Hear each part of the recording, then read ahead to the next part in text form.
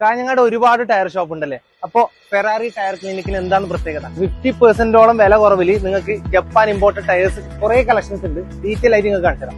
10-12 വർഷമായിട്ട് കാഞ്ഞങ്ങാടുള്ള സാധനമാണ് നമ്മളെ അവമതിച്ചതിന്റെ ഓണർ. ഇത്ര എമൗണ്ട് കുറഞ്ഞിട്ട് കിട്ടും പുതിയ ടയർ വെച്ച് നോക്കുമ്പോൾ. പുതിയ ടയറിനകത്തി പകുതി വിലക്ക് കിട്ടുന്നത്. ടയർ ഒരു 40,000 അല്ലേ മൈലേജ് എന്ന് പറഞ്ഞാൽ നോർമലി. അപ്പൊ നിങ്ങളത് എത്ര ഏകദേശം കിട്ടും? 20-30 വരെ നമുക്ക് പ്രതീക്ഷിക്കാം. ഇത് ജപ്പാൻ ടയർ എന്ന് പറയുമ്പോൾ ജപ്പാൻ ഇമ്പോർട്ട് ചെയ്യുന്നത്.